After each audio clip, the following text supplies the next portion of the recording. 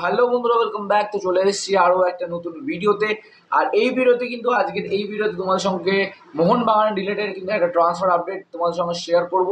তো ভিডিওটাকে স্কিপ না করে কিন্তু ভিডিওটাকে পুরোটা দেখার অনুরোধ রইলো। আর যারা যারা চ্যানেলে প্রথমবার এসছো তারা কিন্তু অবশ্যই সাবস্ক্রাইব করতে ভুলো না, লাইক করে শেয়ারটা করতে একদম ভুলো না।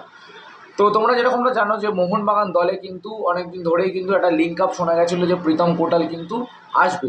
যেহেতু আনোয়ারের যে কেসটা হলো, তো আনোয়ার তো ইস্ট বেঙ্গলে জয়েন করলো, তো আনোয়ারের যে ব্যাকআপ হিসাবে আনোয়ারের ব্যাকআপ হিসাবে কিন্তু প্রীতম কোটালকে কিন্তু সই করাবে। ঠিক আছে, তো প্রীতম কোটালকে সই করাবে, তো সব কিছু ঠিক আছে, বাট এখনও কিন্তু ট্রান্সফারটা কিন্তু ঝুলে আছে, মানে আটকে আছে ডিলটা। কেন কি না, কিন্তু কেরালা ব্লাস্টার তারা কিন্তু একটা সোয়াপ ডিল চেয়েছে। তো সোয়াপ ডিল কোন প্লেয়ারের সঙ্গে সেটা তোমাদের বলে দিই, যে অভিষেক সূর্যবংশী। তো হ্যাঁ বন্ধুরা, যেরকমটা জানা যাচ্ছে যে অভিষেক সূর্যবংশীকে তারা কিন্তু চাইছে মোহনবাগান দল থেকে। আর মোহনবাগান দল আপাতত অবধি কোনো রকমের কিন্তু ঝুঁকি নিতে চাইছে না। সূর্যবংশীকে কিন্তু এখনও কোনো অবধি কিন্তু এখনও লেটেস্ট ট্রান্সফার আপডেট আসেনি। বাট এরকমটাই জানা যাচ্ছে যে অভিষেক সূর্যবংশীর ওপর কিন্তু নজর আছে কেরালা ব্লাস্টারে। তারা কিন্তু সোয়াপ ডিল চাইছে প্রীতম কোটালের পরিবর্তে। তো মোহনবাগান দল কিন্তু একদমই রেডি না আমাদের অভিষেক সূর্যবংশীকে ছাড়তে। বাট সেটা কিন্তু পরবর্তীকালে আপডেট জানা যায় যে কী হবে না হয়, সেটা কিন্তু পরবর্তীকালে আপডেট জানা যাবে।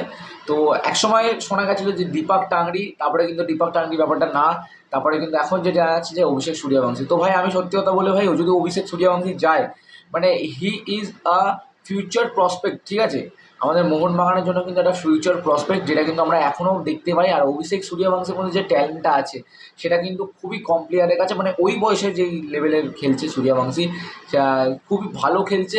আর পরবর্তীকালে কিন্তু তার যে একটা ফিউচার, যে অনেকটা আপকামিং ফিউচার যে প্রচুর ব্রাইট, সেটা কিন্তু দেখেই বোঝা যাচ্ছে। আর সত্যি বলতে, যদি অভিষেক সূর্যবংশী কেরালা ব্লাস্টারে যায় মোহনবাগান ছেড়ে, তাহলে কিন্তু মোহনবাগান দলের কাছে কিন্তু মানছি মাঝ মাঠে কিন্তু আপাতত মোহনবাগানে কিন্তু অনেকটাই প্লেয়ার আছে, যেখানে কিন্তু আবুয়া সই করেছে, তো অনেক প্লেয়ার আছে, বাট সেটা আলাদা কথা। বাট অভিষেক সূর্যবংশীকে আমি চাইছি না ভাই, পার্সোনালি আমার মতে বলে অভিষেক সূর্যবংশীকে ভাই তুমি ছেড়ো না, ঠিক আছে, মোহনবাগান দল। বাট দেখা যাক কী হয়। প্রীতম কোটাল তো আসবে, তো এটা কিন্তু কনফার্ম ধরে রাখো। আর দেখা যাক কী হয় সেগুলো। কিন্তু 31 আগস্ট অবধি কিন্তু লাস্ট আমাদের তোমাদের ট্রান্সফার উইন্ডো খোলা আছে। তো তার আগে কিন্তু সব কিছু ডিল আশা করছি মিটে যাবে।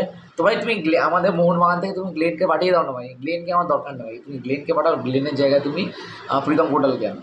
তো কেরালা ব্লাস্টার দেখা যাক এখন কী করে। বাট যেই ছিল একটা আপডেট যে প্রীতমের সোয়াপ ডিল হিসাবে কিন্তু অভিষেক সূর্যবংশীকে চাইছে কেরালা ব্লাস্টার।